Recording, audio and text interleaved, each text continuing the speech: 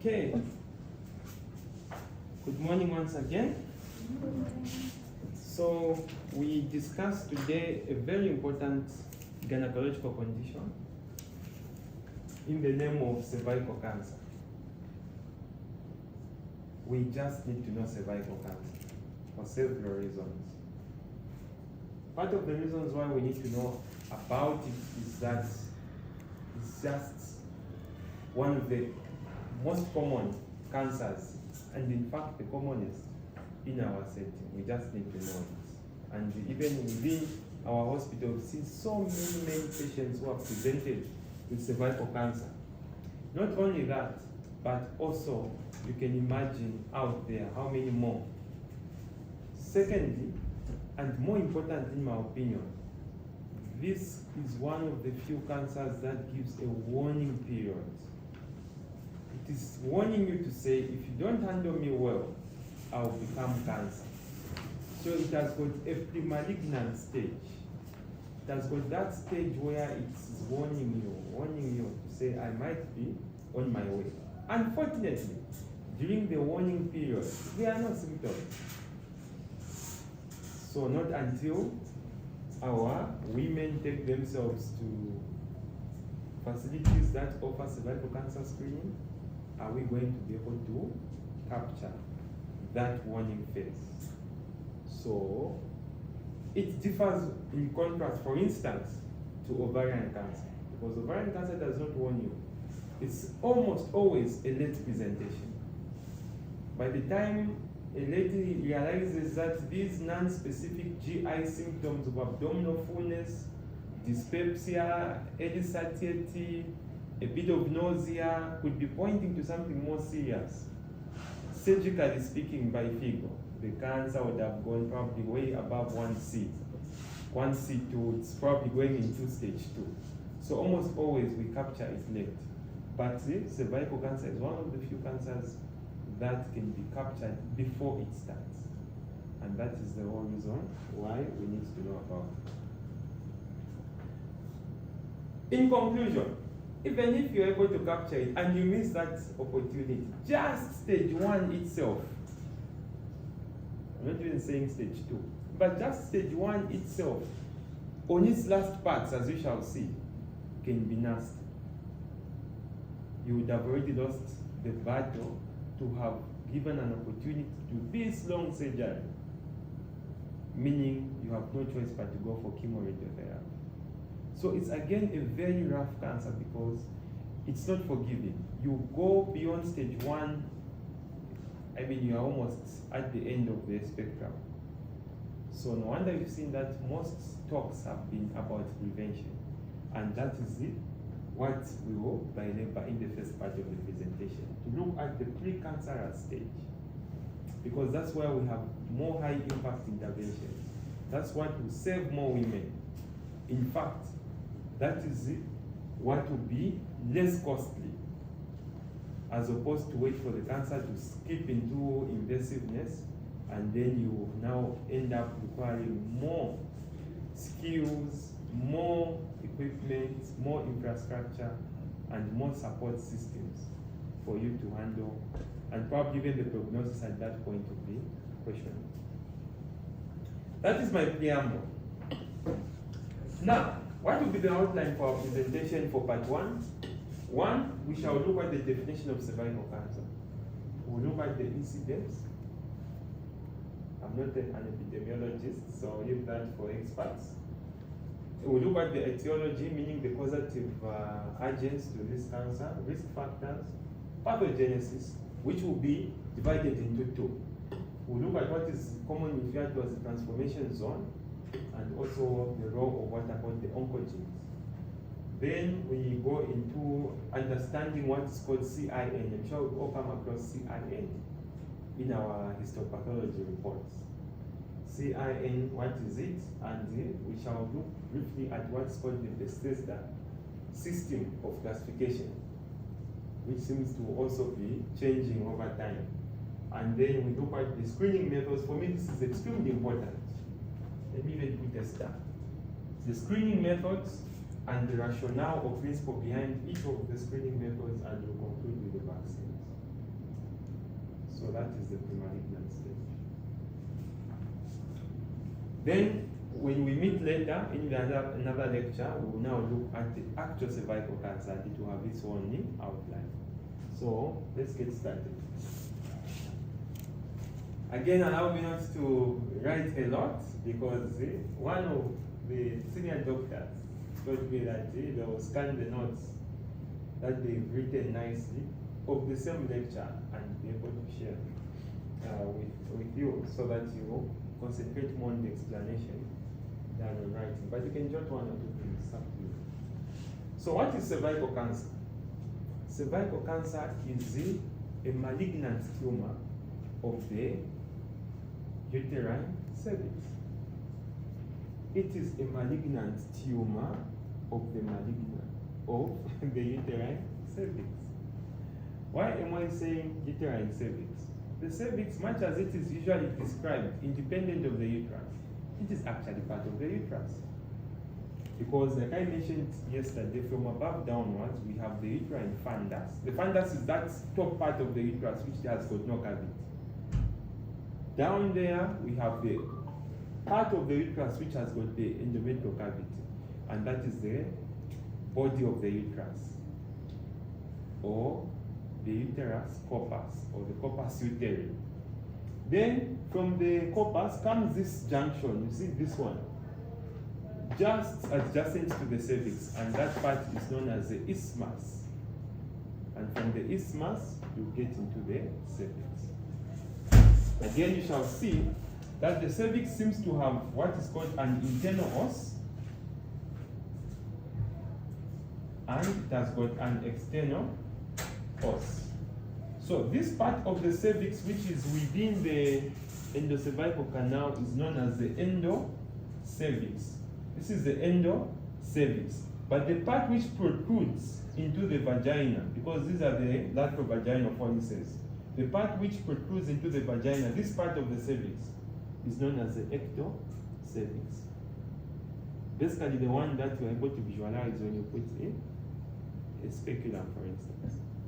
But we have the inner part which is correlating to the canal, and that is known as the endocervix. So in our discussion, you will be coming across endocervix and ectocervix.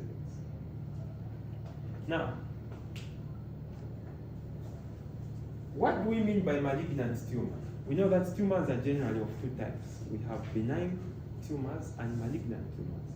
Benign tumors are those tumors that are just stuck at one point. It's just a growth that has got no potential to metastasize.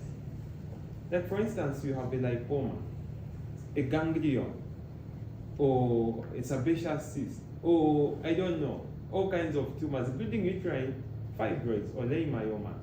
Except, of course, we have the malignant sarcomatous change, which is a rare form of degeneration, but most of these are benign. We don't worry about them. Of course, they can grow, cause some obstruction to the tubes, prevent the baby from growing well, or maybe they can change behavior and degenerate, or may press on adjacent structures. So yes, indeed, you can't just ignore benign tumors. You have to do something about it. But malignant ones are dangerous because they can spread through the lymphatic system, through the hematogenous, and even through just adjacent spread. And therefore, we need to deal with them quickly before they elude and run away from us. So, unfortunately, this one is one of them. Next, let us look at the incidence.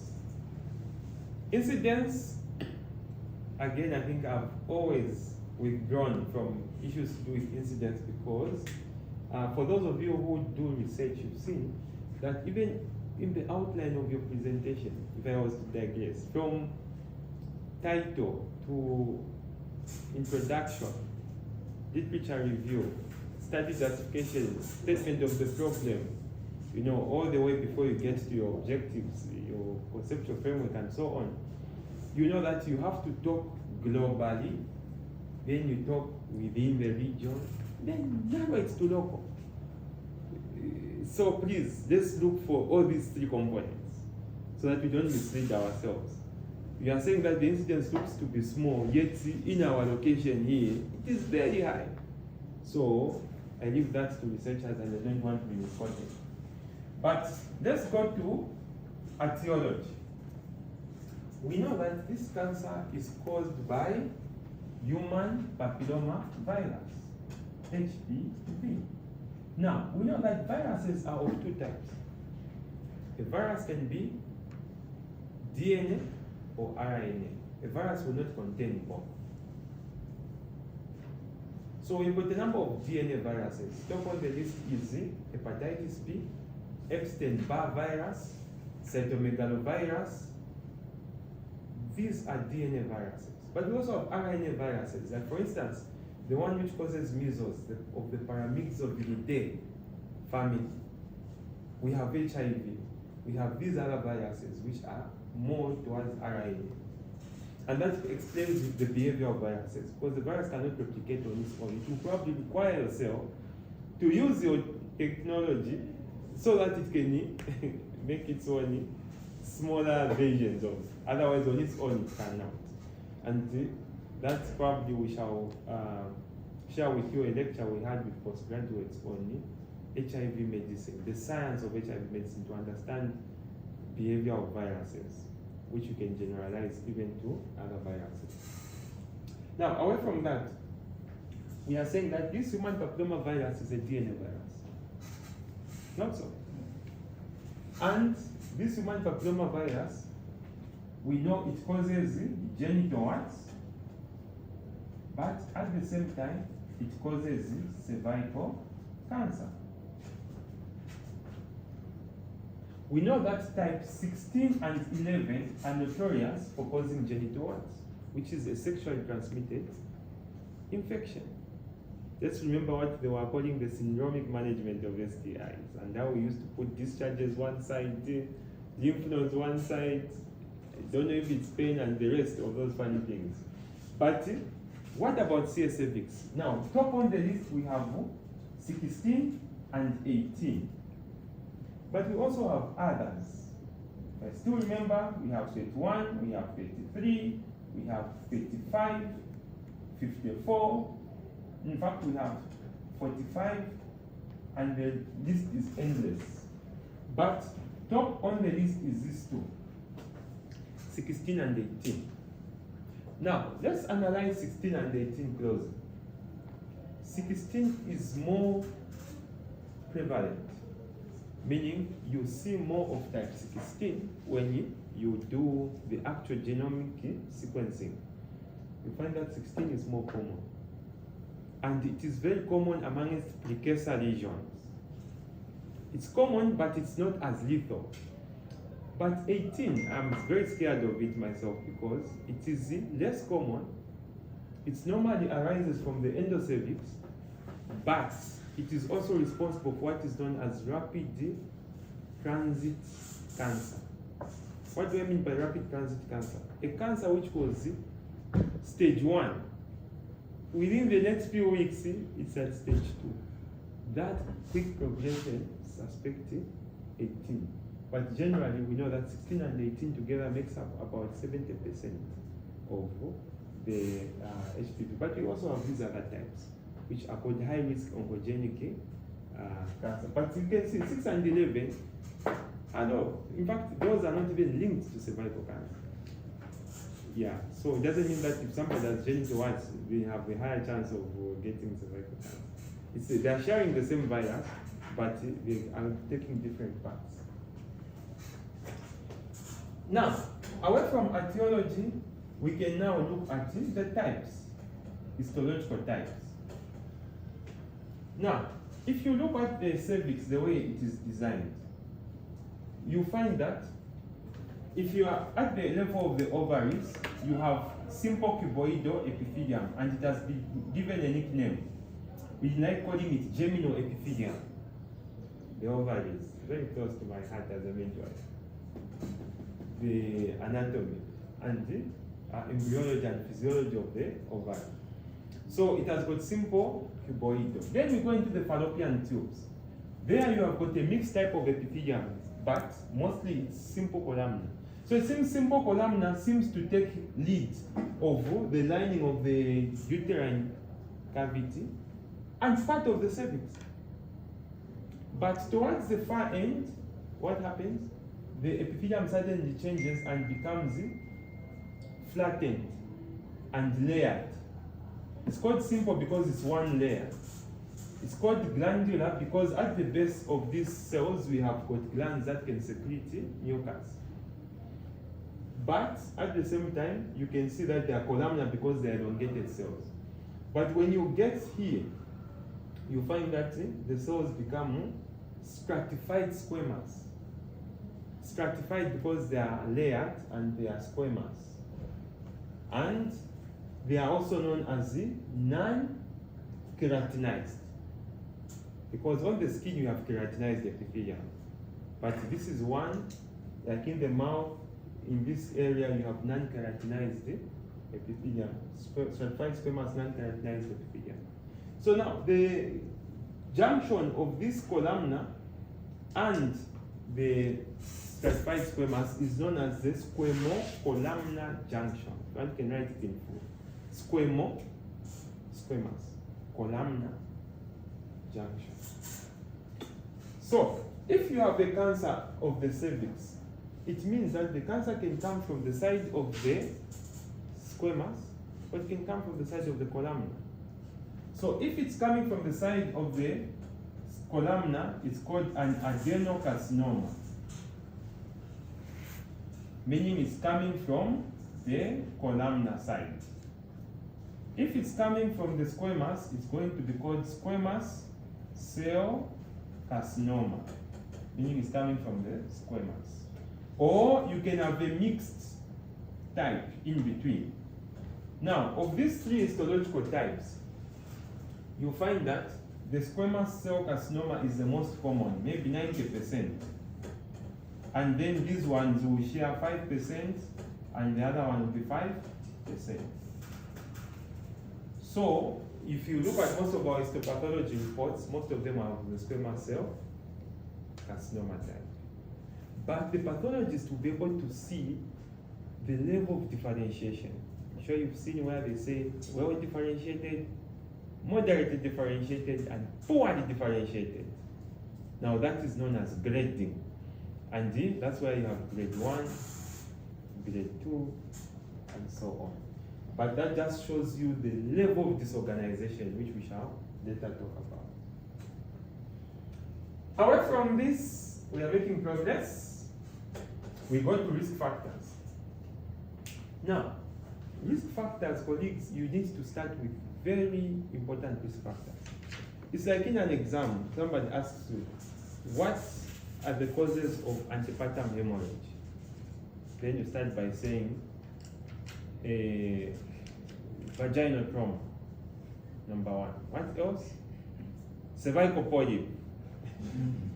Those seem to be correct answers, but really, why can't you start with the most important, most common? So even for risk factors, please let's look at common ones. Don't start by talking about diet, race. Yes, there could be some associations, but most of those associations are weak associations. Experts at epidemiology, what do you use for associations? In terms of you want to know whether this parameter is very closely linked in the positive or negative. Do you remember the Pearson correlation coefficient, for instance? I'm yet to learn. Okay. So what are the commonest? Common one. The first one is the multiple, I'm just mentioning, not in order of what, but multiple sexual partners is one of them. The second one is the early age of first sexual intercourse. That's a risk. Number 3, STI within oncogenic types of HPV. Because we know that men can carry human papillomavirus, but within their foreskin, it doesn't cause them a lot of harm. It basically causes a condition known as balanitis, more of inflammation of the glans penis. But we know that they can easily transmit to a lady, and that transmission of that strange virus can be nasty to a lady. No wonder we've heard people saying, no, we are encouraging no circumcision so that we help our women. Let us vaccinate the boys so that we help our women. Meaning the boys and the men, we are equally important. A minute of silence to all the boys and men. Very important. Next, immunosuppression. You know that cervical cancer proper is actually an AIDS-defined disease. It's a stage 4 condition. So you find that HIV or diabetes mellitus, or indeed those that are on immunosuppressive medication because they had received the kidney, they are at risk because immunosuppression can be a problem. Colleagues, these 4 for me should be mentioned number 1 on your lists. Thereafter, now you can mention other things. For instance, you can say, okay, smoking, and now I've heard people are even discouraging that form of smoking, which is now common amongst the women. People are now talking about, no, maybe low socioeconomic status, no, maybe diet, no, maybe this and that. But you can mention as many risk factors as you can, but those for me 4 will stand out very prominent. From risk factors, we go to pathogenesis. How does this cancer arise? Now, we start by looking at number 1, the transformation zone. What is the transformation zone? You shall see here that the transformation zone is a dynamic point. It's a dynamic area. What you mean by dynamic is that it's based on age, it's based on hormonal behavior. Almost one and the same thing. So there's a lot to do with the estrogen. Taking us back to the menstrual cycle. Remember very well, we said that, how does estrogen come about? We have circulating cholesterol, which is converted into androgens within the fecal antenna cells and by the action of luteinizing hormone. So you convert cholesterol into androgens. Remember the androgens? Dihydroandrosterone, androstenedione, testosterone. Bad things, a girl should not have androgens. So those again will be picked, converted into actual estrogens. But this time not in fecal antenna cells, but this time by another cell known as the granulosa cell. This time not by luteinizing hormone, but by another gonadotropin known as the follicle stimulating hormone. 2 different cells with 2 different hormones. And that is exemplified by the 2-cell 2-gonadotropin hypothesis.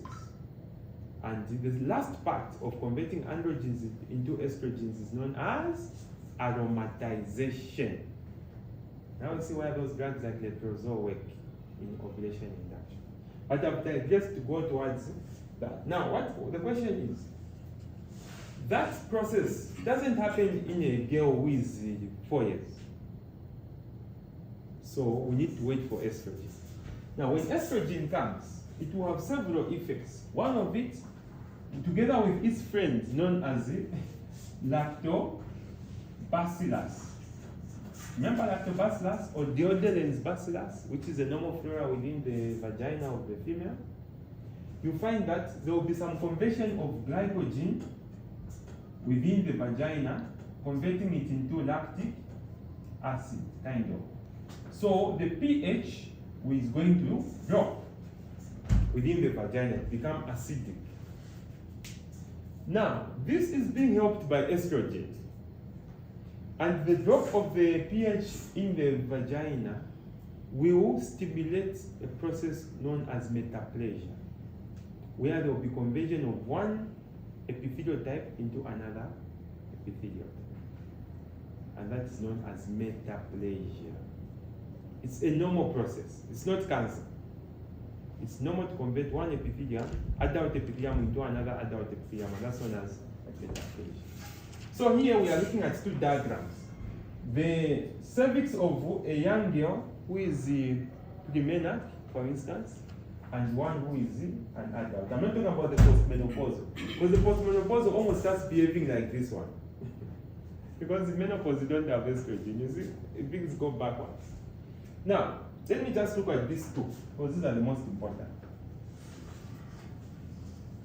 Here, the squamocolumnar junction is within the endocervix. But when one becomes bigger, the squamocolumnar junction goes outside. The question is how? The how part will be answered because below the squamous, stratified squamous epithelium here, you have this green. These cells are known as the subcolumnar reserve cells. They are like on standby. So these subcolumnar reserve cells, when you cross over with that estrogen lactobacillus behavior, they will be activated to come and grow as columnar cells on top of the squamous cells. So they will come from below near the basement membrane, coming up and become histologically and anatomically the same as the previous columnar cells. Exactly the same. So over time, these ones will disappear, the squamous, and will be replaced by the columnar.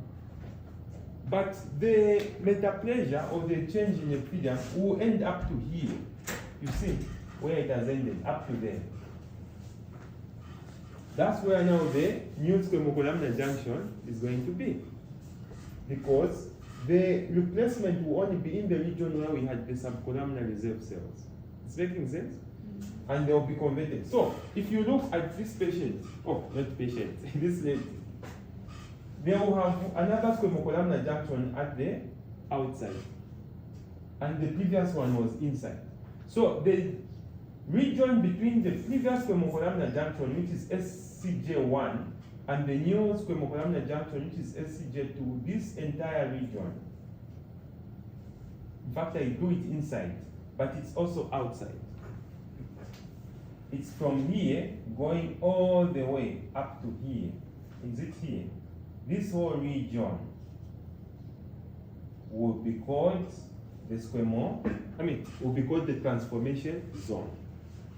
So a zone is a region between the previous squamocolumnar junction, which was in the endocervix, premenarche, to the new squamocolumnar junction, which is on the ectocervix after the processes have happened. And that entire region is known as the transformation zone. You have to know about it because of two reasons. Reason number one is that the cancer invariably arises from the transformation zone. Because there's a lot of confusion there. There is conversion of one epithelium into the other, and that's what the cancer takes advantage of. And one day we say, please, please, we don't want our girls to subject themselves to sexual intercourse when they are still young. Because throwing an HPV type 16 or 18 during the time the girl is having that conversion explains this early age of first sexual intercourse. The cancer will be very happy. That is one. Number two, so the cancer always arises from there. Number two, you also find a situation where transformation zone is our target when it comes to cervical cancer screening procedures. You've heard of what's called LEAP and LEDS. LEAP and LEDS are one and the same thing. Loop electrosurgical excision procedure or large loop excision of what? Of the transformation zone. The Americans like the Latin, I mean the former, is it former Latin? One of them. So transformation zone will continue appearing in your literature.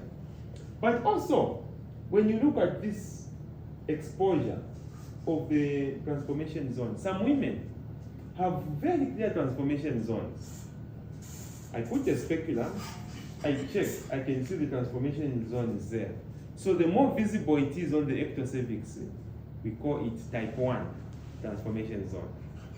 The more it is disappearing, it's normal, it's a variant, but it seems to be coming from here. I'll call it T. So here I'll call it TZ1. Maybe this one TZ2. It's the region. I'm not talking about the junction, but it's the region. The more it's can hardly see it because it seems to be inside, then that is transformation zone 3. Very difficult to see. No wonder when people are doing cervical cancer screening, you've seen that they normally discuss amongst themselves. Because there are some people who are experts, they've seen these zones more than some of us. I've got a good colleague of mine, Dr. Friday Kaunga, who likes or who has worked so much in the cervical cancer space, together with my teachers, Professor Pam, Professor Manamuntu, you see. So those who have seen more, including our nurses who screen, they are able to tell, no, I think this is a type 3. No, I think this is a type 2, type 1. Because it's a bit subjective, but it goes with experience. Okay, I've moved away from transformation zone. Let me look at this one, which is the oncogenes. Now, in the body, we have genes that regulate apoptosis. What is apoptosis? It's programmed cell death. If a red blood cell is born today, it has to die after 120 days. The question is, how will you know that it should die? If we are to go into deep science, it takes us now to the behavior of, for instance, natural killer cells. You know, the T cytotoxic cells. Then I'll ask you now, which types of CD4 receptors are there? You know, what type of cytokines are associated with this type of cells? That's what Dr. Chere was teaching me. I was not understanding. Okay. Because remember we talked about the major histocompatibility complex, class 1 and class 2. So I can just summarize by saying that if a cell is not expressing major histocompatibility complex class on its surface, the body becomes suspicious to say, why is this cell not presenting anything on its surface? And there are cells which will just go and destroy the entire cell together with what is inside because it knows that it's hiding something. That is a bit of basic immunology, but we can go in details. Now, there are genes which regulate apoptosis, meaning that this cell at some point should die. Because if the cell is not going to die, what will happen? It will just start proliferating and start misbehaving to become malignant. Now, what are those genes? We know that we have two important ones in the context of cervical cancer. These are known as tumor suppressor genes, TSGs. And the first one, which we just need to know, is the P53 gene. And the other name for this, the nickname is the guardian of the genome. If you remember the metastatic cascade. So the P53 is a very important gene. It regulates apoptosis so that a cell which is misbehaving, a cell which is old, a cell which has done its job should be killed. And then the other one is what is known as the PRB gene. PRB gene, which is basically the retinoblastoma gene. So, what most viruses do is that they will create oncogenes. Oncogenes are the opposite of tumor suppressor genes. Oncogenes that will go and disturb the function of tumor suppressor genes. So they go and destabilize the work of these two.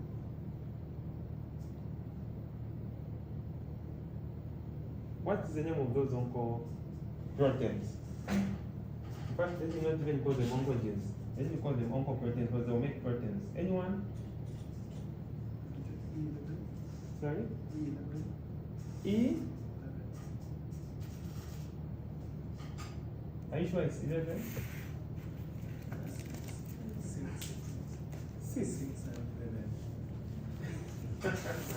6 and 11 is this one.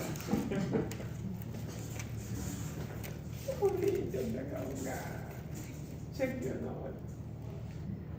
Yeah, I want to know that people are behaving. I'm mentioning this deliberately because I've mentioned many numbers. It's similar to sickle cell. It's E6 and E7. Excellent. So, where there are a lot of numbers I've seen, medical students, you're not medical students, they tend to mix them up. No, position number 6, chromosome 11. They put them the other way around, okay? So don't confuse them. So there is E6 and E7. So what these oncoproteins are going to do, produced by those on the side of the virus produces oncoproteins because that's not oncogene. It produces oncoproteins. These proteins go and destroy the work of our tumor suppressor genes. These are hosts, they are human. So what will happen is that if these stop working, what will happen? There will be what is known as the host cell immortality. The cells will not die. You've watched that movie known as Lord of the Rings. There were those group of people who were just moving with horses, who were not dying, they were immortal. Those are the movies that I'm watching. So, but strictly speaking, what is happening is that there is what is known as loss of cell cycle control. Remember, there's a cell cycle. So there is the G phase, M phase, the S phase, and all that. So that cycle will be lost. Then now there will be formation of what are known as okay, I don't want to go into molecular biology, but there will be a lot of changes in the cell which will now create the cell not to die and then start multiplying rationally. But it's not only HPV which behaves like this. Many viruses. Remember, Epstein-Barr virus causes a cancer. This virus causes a cancer. This is one of the common mechanisms they use. They create oncoproteins, which goes for tumor suppressor genes. And once those stop working, then the cancer now manifests. So in conclusion, of part which I have read by Evan on is to explain the pathogenesis, is the transformation zone, and also the role of the oncoproteins or the oncogenes. Now let's look at CIN. We are almost there. This is done. What is CIN?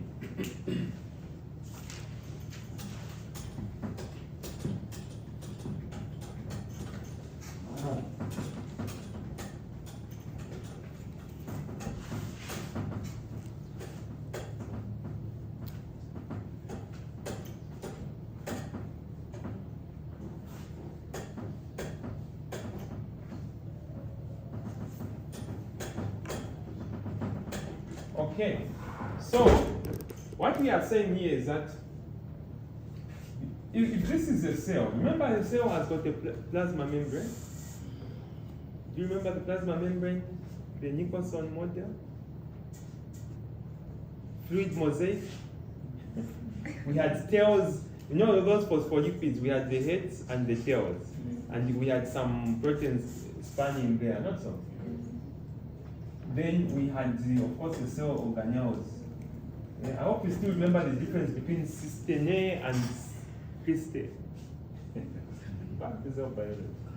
Now, if you look at a cell, it has got a nucleus. And it has got the cytoplasm. Now, before the cancer starts, just that I've removed the diagram, let me draw it again. If this is the cervix, let me pick the squamous epithelium as an example.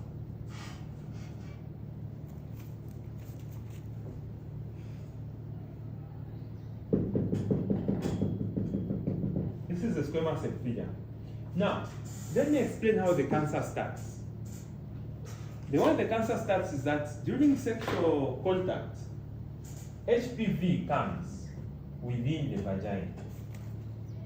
Do you know what HPV will do?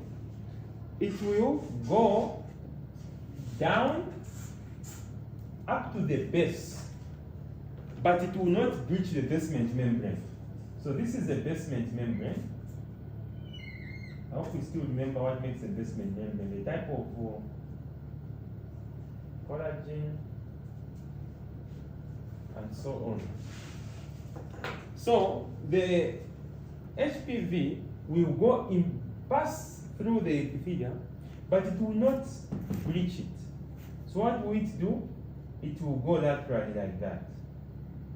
Then after it goes laterally, it will start coming up. So what will it do first? It will affect the lower parts of the epithelium. So let's call it the distal 1/3. Then as it continues, now it's not cancer, it's just HPV infection. Then as it goes further, it goes and reaches up to here, as if it's coming more towards the surface. So it now goes from 1/3 to 2/3. Then, or if we argue, it's almost like to 3/3, almost. Okay, let's put it at 2/3. Then it continues and affects the entire, that is now full thickness, which is 3/3. Now, if it completes this work, what will it happen now? It will now go back and breach and now go into this space. Once it breaches going in this space, then it now becomes ICC, head of this ICC, invasive cervical cancer. The word invasive is usually used. Invasive means you've breached, and once you breach, that's when now the symptoms will come. No watery vaginal discharge, which is foul smelling, blood stains, postcoital bleeding, there is this and that. So if a patient comes with that, they are coming for screening with those symptoms. Unfortunately, it has already gone, not so. But unfortunately, during the period displaying within the epithelium, it is asymptomatic.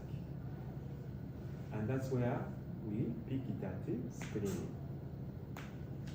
So, what are we going to call this? What is really happening to these cells? What's happening to these cells is that the cells are changing behavior. What do I mean by changing behavior? One of the things you are going to see is that this becomes, number one, there is what's called hyperchromasia. Meaning when you stain this cell, if I was to pick one cell, either through pap smear or whatever, if I was to stain it, it will be deeply stained. Hyperchromasia. Number two, you find that this nucleus will look bigger than the cytoplasm. So, number two, you find that there will be increase in nuclear cytoplasmic ratio, which is not normal. Number three, you find that you start seeing things which were not there. What are called mitotic bodies. Some funny things here. So, let's call it number three, mitotic bodies. So, and many other features. So when a cell starts misbehaving and changing behavior, we no longer call it that normal cell. We start calling this process dysplasia. Dysplasia, not metaplasia, but dysplasia.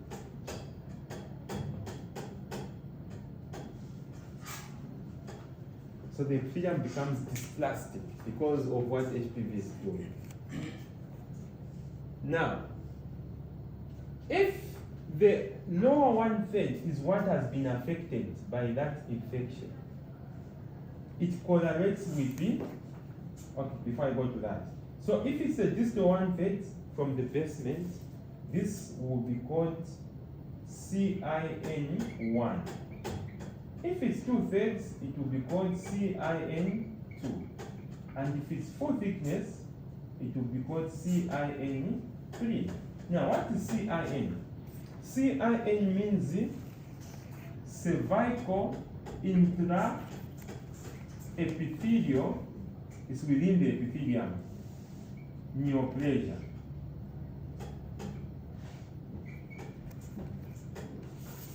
Cervical intraepithelial neoplasia. Changes are happening, but it's not cancer, but it's tending towards cancer. Now, a cytologist or a pathologist, for those of you who want to become pathologists, you are going to see that you are able to grade. If the cell looks almost normal, you are going to call it mild dysplasia.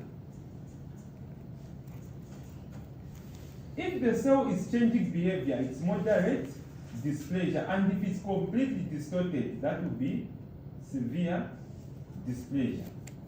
Now, what we have seen is that mild dysplasia correlates with CIN1, moderate with CIN2, and severe it's with CIN3. It's as if there's a correlation. So it means that if I was to get some of these cells and see how bad they have moved from normal architectural anatomy, then I can also know which layer has been affected. Clear? And that was the basis of the Bethesda system. This one was known as low. No what? Okay. No. Explain what? No. Tell me what it means. Low grade squamous intraepithelial lesion. Low grade squamous intraepithelial lesion. Why is it called low grade CIN1? Because chances of CIN becoming proper cervical cancer is very minimal. No wonder we don't worry about CIN1. But as you go to CIN2 and CIN3, this becomes high grade squamous intraepithelial lesions. Meaning we have to take them with some seriousness, especially CIN3. Because if CIN3 is persistent, as you shall see when you look at management, you find that it can become proper cancer. So you need to take that with the seriousness it deserves. Now, this was the original Bethesda system, where it was just a low grade, high grade. But in your own time, go and look at the latest Bethesda system. It divides cells into what are known as atypical squamous cells and atypical glandular cells. So you'll be coming across terms like atypical glandular cells of undetermined significance. Imagine such type of terms. Atypical squamous cells otherwise favoring neoplastic, and so on and so forth. So you find the classification under atypical squamous cells and atypical glandular cells. I don't want to give you the entire classification because it is of little management significance. It's good for pathologists and cytologists, but in terms of practicality and how it affects management, there isn't much. But in your own time, just go and look at latest Bethesda classification. I'm not so sure which year this one is. It was 20, can't remember. One was 2002, the other one is much latest. Okay, so now let us conclude by looking at screening, which I said is the most important part of the lecture. The first method of screening is what is known as number 1, perpendicular smear, or pap smear. You know that there are some names which are quite short, right? For instance, who has got a short name, please? Dr. Tamara, they call you what? Dr. Tam Tam? So even perpendicular, I don't even know how to spell it. It's a long name, but it's the name of the person. Now, this pap smear, what happens is that principle principle behind pap smear is that it's a form of what is called exfoliative cytology. What does it mean? What it means is that you are going to get some cells from the transformation zone. So how are you going to get those cells? You need a speculum. Put a Cascos or a grape speculum, and then you need to collect a sample. Now, collecting, you use what? We normally use what is called an owl spatula, or what is known as an cervical brush or broom. So, but I prefer an owl spatula. Why do I like an owl spatula? Because a spatula is shaped in line with the transformation zone. So it looks like this. It's a wooden stick. So it goes for that transformation zone, and then you can get some cells. When you get those cells, where do you put them? You put these cells on a microscopic slide. But if you put cells on a microscopic slide, they will get damaged. So you have to fix it. And then you fix or add what is known as ethylene alcohol. A minute of silence for those that take Linga's lactate. This another physician takes dextrose. Clinical is Chanchel, I think. Yes, clinical. This is some people are taking method instead of method, and you've seen what happened. Me, I was reading the news. Very dangerous. Very dangerous. You lose your sight, you fail to walk. So ethylene alcohol is an alcohol-based media that is used to fix these cells. Then after you do that, then you take now under the microscope for cytology. Go and read the cells. Now, do you know what they are going to do when reading? It's the same things I was talking about. Nuclear cytoplasmic ratio. Do we have mitotic bodies? Okay, what is happening? What's the level of hyperchromasia? Then they'll write a report. Now, the problem with pap smear is that it's a C-only modality. I mean, the client came, they were going for a kitchen party, and they just talked over. Now I hear that when I'm checking a cancer, you get that specimen, you go. She needs the results. You don't transmit the results via her phone or email. She comes, no, the results are not ready. Do you think she will keep coming? She's feeling okay, she will go for good. So that's one downside of pap smear. It's one of the best. I'm not saying it's lost its favor. It's one of the best because it's more objective. But at the same time, in terms of your turnout over of your results, can you lose that public health significance of what you're doing? So, but you need to know about it. And also don't forget, we still use pap smear, especially post-radical hysterectomy, what is called vault smears. We get some specimen from the vaginal vault and continue following up that patient after Wayfield's hysterectomy. Number 2. Now, before I go to pap smear, this pap smear, you've seen the way I've talked about it. This was a traditional way of doing pap smears, using an annual spatula. But in terms of video, now there is what's called liquid-based. I don't know which one you've seen. Liquid-based or the other one. But either way, the principle is still exfoliative cytology. You get some cells, scrape off some cells from within the transformation zone, fix it, and take it. But how you will transport it, how you will fix it, how the tube will look like, different things that the lab can explain. Number 2, there is what is known as the VIA, visual inspection with the 5% acetic acid. What is the principle behind VIA? The principle here is that it's a 3-stage process. It's a 3-stage process. when you get acetic acid, which is basically like vinegar, for those of you like, Angela, give me some vinegar, put some chili. Is Angela in here? Where you took me, is that Angela? Let me know this is Angela, somewhere there. Wait. So that vinegar, 5%, is acetic acid. So what the vinegar will do is that it will first dehydrate the cells. It will go for the infected cells. It will dehydrate them.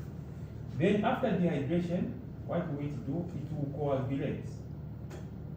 With those proteins, remember the oncoproteins I was talking about? They are within the cell. So after it removes the water, then that oncoprotein will react with the 5% acetic acid. It's a chemical reaction.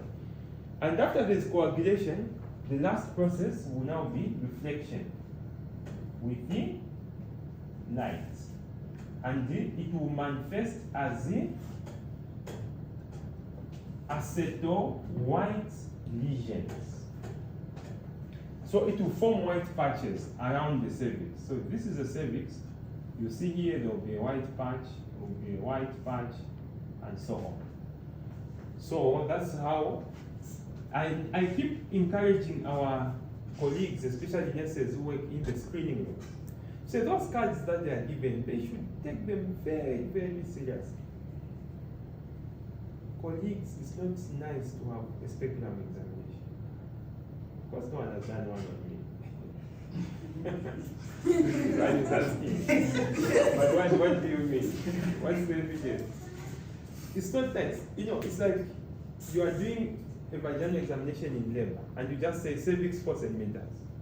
The next person who comes will find it very difficult because you haven't talked about the membranes, you haven't talked about the station, you haven't talked about the position, you haven't talked about the presentation, you haven't talked about whether there's caput subsardinium or molding, whether there is a cord felt. So the other person will be forced to repeat the VE because they want those parameters very serious. How many times are you going to be doing that same uncomfortable examination? So we always tell our colleagues in the screening room, draw. I don't know why people no longer draw. They have to draw. Where they see those lesions, yes, of course, it's on the camera, they will keep it in the computer, but even the patient needs to know. So you can draw the way it looks. You draw a round thing here, you see. This is it. You can write AWL. Okay? Then you will be able to know, oh, they did VIA, and this is what the patches you are looking at. Now, what is important about VIA is that it's a see and treat. It's not like this one where you just see. This one is a see and treat. Now, your treatment will depend on the percentage surface of the cervix that is affected by those white patches. If the lesions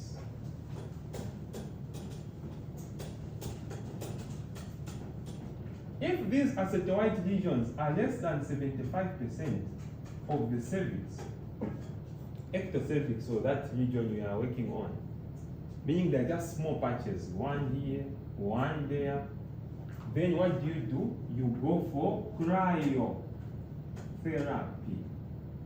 And I know our nurses are able to do cryotherapy.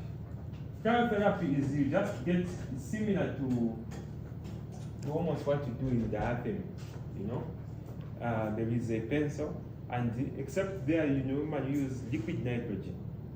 You freeze. Cryo is basically freezing. Freeze. I saw somebody, I can't mention their name, on Facebook, moving with a gangan. No, me, I do freeze. Any lesion.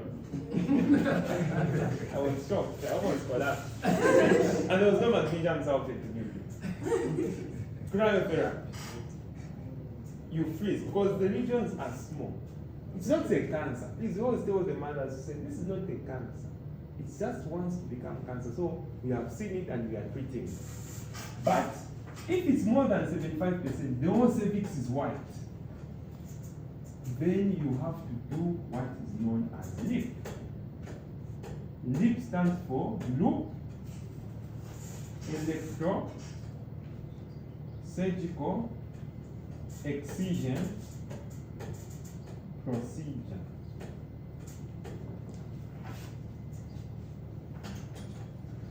This one normally they would want a medical doctor or a medical licensed to do it because it's an invasive procedure. Because they know that you as a clinician, should you have uncontrolled bleeding or something like that, you can do something about it. Or if you can't do something about it, you can move the patient from there, take him to the operating room and do something about it. So it's a very huge undertaking to give to probably the nurses. Unless I've been trained in LIP, I don't know. I haven't worked in that space in a long time. Then they can do the LIP. Or you can do what is known as the LEGS. LEGS stands for large loop electro, but electro doesn't come out. You normally just say excision of the transformation zone. It's one and the same thing, but I think we normally like using the term LIP. How it is done, you just need to take a walk and go and see. I know Dr. Chamba is one of the providers of LIP. You can go and show your colleagues how to do it. Okay, normally we use the plastic speculum because we don't want transmission. It's an electric thing. And then you've seen those plastic speculum which are blue with a little bit of a suction point. Yes, those are the ones we normally use. And then you basically, it has got small loops. So you try to excise, like basically scrape off the outer layer of the transformation zone, the ectocervix. And you have to do it well because you need to get part of the normal, nicely. The pathologist is even able to see how well you got the cone. It's almost in a cone form. And then you take it to the lab for confirmation. But you see, again, it's a see and treat because you remove the problem. But again, the lab can now confirm that indeed this was CIN. Because a few times you might find that it's already invasive, but rarely. If you did a thorough, proper screen, you would have known that this looks suspicious of cancer. This is just it from screening. So that is basically about the LIP. Now, after you do the LIP, the patient is okay. I'm mentioning this because I've seen people working with a LIP specimen which comes 6 months later. Cervicitis. Where's the patient? You load them with doxycycline. Fragile. 6 months later. I know because we are reading the report. It's as good as looking at the report and the sonographer says there's fluid in the cul-de-sac. Port of Douglas. Impression PID. You call the patient. For 14 days. Why haven't you taken a history? Is there dyspareunia? Is there a vaginal discharge? Is there a fever? Abdominal pain, backache? What is her rest of the history? You see? Have you checked for cervical excitation? Have you checked for this? It's a clinical diagnosis. You can't base it on a scan. No, I'm waiting for the scan. No, I saw this patient, but she has gone for a scan. Nothing written on examination. So let's see, take a history and examination as what was taught by Hutchinson or McLeod. Okay, so basically that's it. So after you do the LIP, the patient can come back after 3 months and then maybe repeat the DRA. You find that the cervix is now looking pink. You are happy. She can come back after 3 years. Okay? But if it's negative from the beginning, there's nothing to panic. But how the guidelines tell us whether for HIV or for non-HIV, I don't like talking much about guidelines because guidelines keep changing. And therefore, you need to update yourselves at the same time, get the rationale behind the change in the guidelines. Okay, so I think I've talked a lot about this. Next is another screening method. Now I'll be quick on this one. I wanted just to talk about this common one. The next screening method is called I don't know if it's number 3, VILI. VILI means visual inspection with Lugos iodine. Iodine, there are different types. There is povidone iodine, which we normally like using in theater. There is another type of iodine we were using a long time ago. It has been removed because it was very harsh on the wounds. Up to now, I'm scared of using even povidone. It was called the tincture of iodine. And now we're talking about Lugo. So in Lugo, what is the principle? It's similar to VIA, where you can put it on a gauze and put that. But the principle is the differences in glycogen content between infected cells versus normal cells. So the principle in Lugo's iodine thing is similar to Benedict's test. If you remember the food test. You know me, I did pure. It doesn't help when you go to university, does it help? Because I remember when I was a medical student, in fact when I was in my first year, there are those who were wearing glasses like the physician round one. You ask, we did LLOs. So you guys, which school are you at? Did you do pure? Did you do ADMA? They said, I know me, I didn't do ADMA. I came from Africa province. Can you go and wash the burettes? Our job was just doing the dirty work. And doing risky things, like doing the pipette, aspirating the acid. Then suddenly all the women will go to them. No, can you show us how to solve? But at the end of the first year, I never saw them. So it's like Benedict's test. Remember there was Benedict's test. It was like a test for starch. So you find that there will be some areas will look pale, some will look like they will have that brown kind of. Okay. So where it's pale, it's suspicious. So most people use Vili when you want to know where to get a biopsy. Because you can't just get biopsies blind on the cervix. You pick where it is normal, you leave where it is not normal. The results come out normal. That's dangerous also. It's like doing a D&C in theater. A blind procedure, you're just scraping. You don't even know where you're scraping. Maybe the lesion is here, you've missed it with your curate. No wonder our friends are using hysteroscopy guided. You first see around, which area can I get the biopsy from? So even here, the Vili helps us, especially when it comes to biopsies. Yes. There's another name for this. It's called Schiller's test.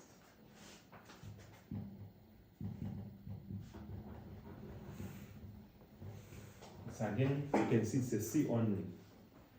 Number 4, we have what is known as colposcopy. Colposcopy, you know, whenever there is colpos, it's the vagina. Colporaphy, colpoclaesis, colpotomy, things like that. Hematocolpos. So colposcopy means we put a camera in the vagina there, and then we see. Now, it's not just about a camera. It has to be at high magnification. For those who've been to screening rooms, you've seen our nurses with a camera which is able to enlarge with good light. Then, even without adding anything, you can see a lot of things. What are you able to see which is suspicious? Number 1, you are going to see what is known as abnormal vascular branching.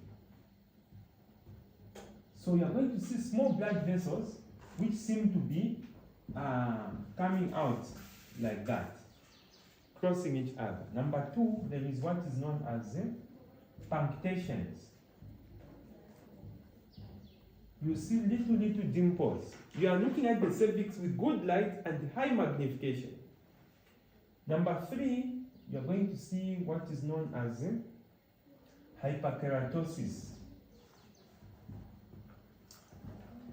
And finally, there is what is known as the mosaic pattern.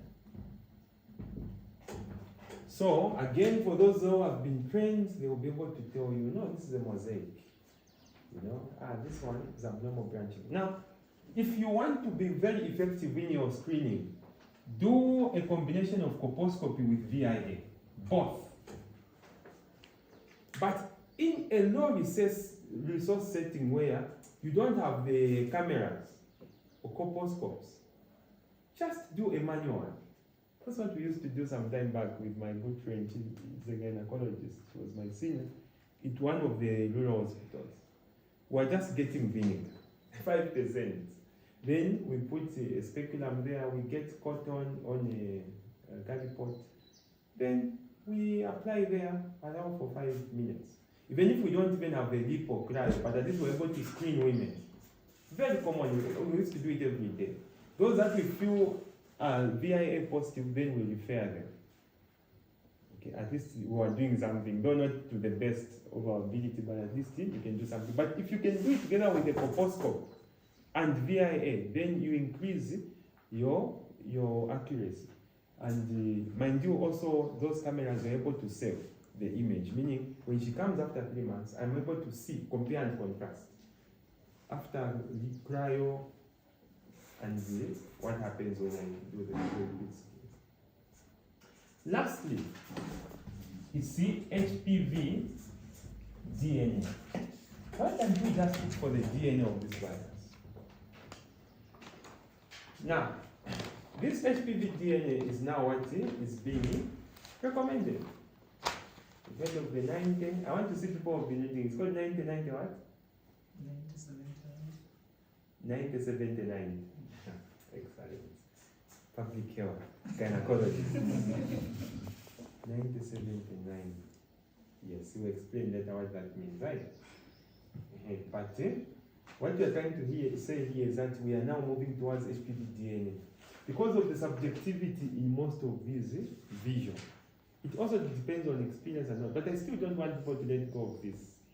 Okay, I'm in denial to let go of this. Because I've seen how it has helped over a long time, but I don't want to be misquoted. But let's look at HPV DNA. HPV DNA, it means we'll get a sample, like a swab, and take it to the lab. You've seen that machine in the lab. What is it called?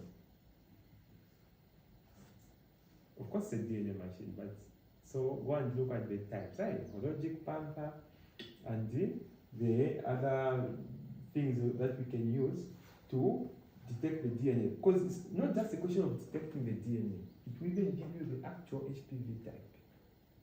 And highlight them and flag them to say, yes, you've seen that. We just spend time and go to the lab and use. Yes, we are able to. We are able to. And so once that is done, we are even able to tell the type of. And this can be very helpful when it comes to screening, and as we shall look at vaccinations. Yes, because we can even do a research and see which is the most prevalent HPV in our setting, and so on and so forth. You can do a lot with such a big machine. So HPV DNA is important. But now the problem with the HPV sometimes, DNA is when there is HIV, not HIV, sexual exposure. You have so many HPV types. Others are oncogenic, others are not. Yes, but initially we wanted to use this for those who are not sexually exposed, because it will then be able to help. But for those who are sexually exposed, you will find a lot. But with such a machine like I mentioned, you will be interested to see which ones are the oncogenic types. Those irrelevant ones, you can ignore them. So basically, how many methods have we talked about? We talked about 5, right? Let's know these methods of screening colleagues. People will laugh at us if we don't know screening, because they'll come to us and consult. I want to check for cancer. Where can I go? And then you need to offer them the options. Now, let me also mention the fact that if you do HPV DNA and you find that, yes, there is oncogenic high risk, what are you going to do about it? Because, mind you, is this a C or a C and treat? Just a C. So how are we going to treat the problem? Want to go back to VIA? Yes. Yes, you go back to VIA. So that now we will see whether you qualify for cryo or live. But then again, this is more accurate than just using that in isolation. So it's really a balance that you need to take. And I really want colleagues go to talk to the experts who do screening. Maybe they will give you more insights. But this is basically just the principle behind it. Let's talk about vaccinations. Now, vaccines, we are normally targeting not everyone. Maybe the age of 9 to 45 years. You know, this is the most problematic part. Again, we even know the reason why. Because of that transformation zone which has happened until we are in the reproductive stage. What are we able to do? Are we able to create protection against HPV in the first place? Yes, we can. Now, the commonest vaccines that we have, which one I want you to know, number one, is known as the Gardasil.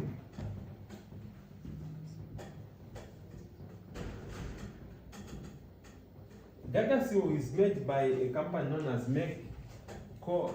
Is it Merck Incorporation? Yes. But this Gardasil will protect against 6, 11, 16, 18. So it's a tetravalent type of vaccine, meaning it will also protect against genital warts. So it's quite robust. But now, you even come across what's called Gardasil N, Gardasil 9. You know, the makers of this can make as many HPV protection as possible, but that makes it even more expensive. So no wonder I would say the baseline study would be important to say which one you should be targeting. There is another one known as the Cervical. Now this is a bivalent one, which one goes for 16 and 18. I think I only talk about these two common ones. And this one we only go for cervical cancer.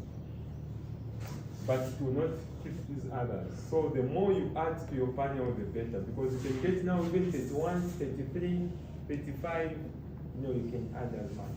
But probably, I stand to be corrected. The reason why vaccines are a challenge is because these are very expensive to make. But at the same time, the people who make these, do you think it's a problem with them? Do they have cervical cancer? So again, you are looking at your market. So I think when we have the 90, 70, 90 explained to us, we'll see where the vaccines come from. Okay, I rest my case. Thank you.